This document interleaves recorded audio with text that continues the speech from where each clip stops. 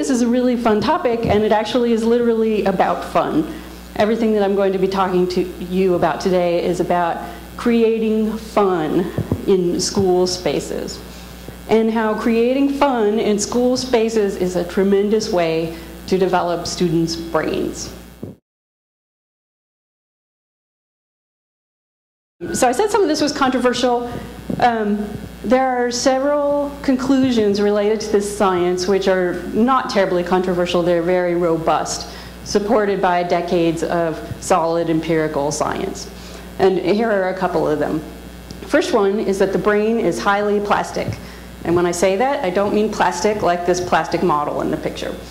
What that means is that throughout your entire life, your neurons are constantly changing. The connections between neurons are constantly being reformed. Connections are being severed, connections are being made every day. And so that leads to the second very robust conclusion, which is that the brain is shaped by our experience. When you walk away from this conference today, your brain will literally be physically different because of what you learned at the conference today. Now I'm going to talk about some science which supports, and this is sort of a catchphrase. When you hear something like evidence supports, that means it's not a totally established fact in the same way that like gravity is a totally established fact. However, empirical research suggests. So all these things that I'm going to talk about are empirical research suggests kinds of things.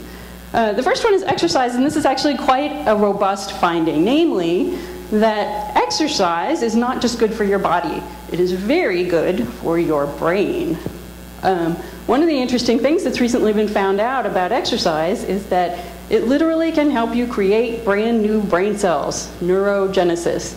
Exercise can help you create brand new brain cells, which is extremely exciting. Not many years ago, when I was in school, the thought was that starting in your 20s, your brain cells started dying, and there was nothing that you could do about it, and you would never get any more. But apparently that's not the case. You actually can generate new brain cells. But just as importantly, the current brain cells that you have can reestablish connections with each other, and you can learn throughout your entire life. And one of the things that really helps with this is exercise. One of the concepts that I think is great is why not make exercise a part of every building? And here's a really natural thing that goes into a lot of buildings, a staircase. And why shouldn't staircases be wonderful, attractive, social, fun spaces that everybody wants to go to, especially in schools? There are lots of good reasons for kids to go up and down stairs. Some physiologists actually think that going up and down stairs is the best exercise you can get. So just a little amount of exercise in a kid's day could help a lot with their brain power, not to mention their physical health. I would actually also suggest that there's lots of other ways to incorporate physical exercise into a school. One thing you might consider is having different kinds of paving outside, like gravel. It's more exercise to walk on gravel, plus it's more fun. What's awesome about slides is that they're so much fun that you do not notice that every single time you go down the slide, you have to climb up a stair. So I think this is just awesome, and kids can get a lot of exercise and they won't even notice that they're getting exercise. We're getting a lot more fun with our playgrounds too. Playground equipment is getting less typical and more fun, which it should be because kids should be attracted to play with it.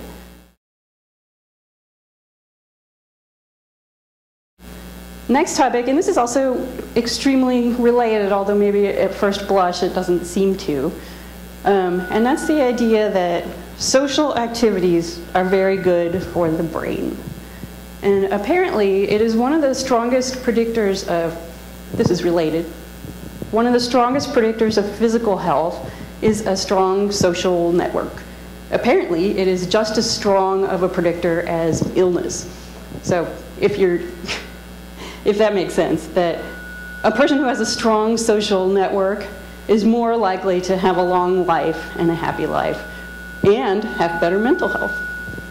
And so there's been some research on the idea of collaboration among students and how collaboration is a way that promotes learning among students. The idea is that it takes the stress off of students to be working in groups. If you are a valued member of a group, which is coming up with an answer, that takes some of the stress off of you.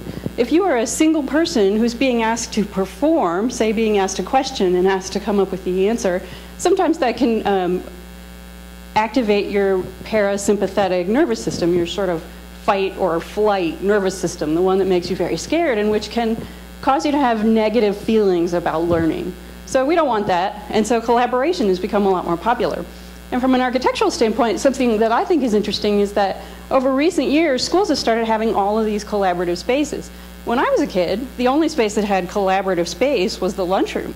But now they're popping up everywhere. Well, the first spot is the classroom. When I was looking through all our school projects, I could scarcely find a classroom where kids were sitting at individual desks. Now they all sit at these group desks, which is cool. And then they're popping up in corridors. Why not have socialization, collaboration spaces in the hallway? It's a great space to phase from one activity to the next, and it's great to be able to use it for all sorts of different activities. In libraries, you know, years ago we didn't think libraries were a good spot for socialization, but now we do.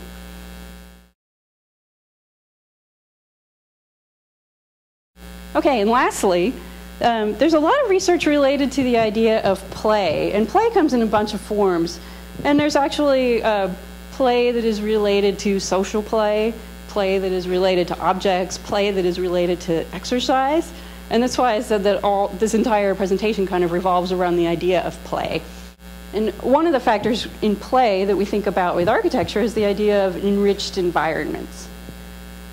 Apparently these enriched environments, evidence suggests that they increase neurogenesis again, that they increase the connections being made in the brain, and that they increase resistance to stress. And again, resistance to stress is good because that allows you to learn better when you are not under stress. A lot of these studies have been done in rodents, and so they try to create enriched environments for rodents. And apparently, enriched environments for rodents include putting toys in the cages and having multi-level cages, like this one. I thought that was really interesting because we architects really like to design multi-level cages also. And I say that a little bit tongue-in-cheek. What we really like to design is spaces with a lot of spatial interest so that you can see the floor above you, so that there's something a little bit surprising about the way space is arranged. It's exciting to the brain.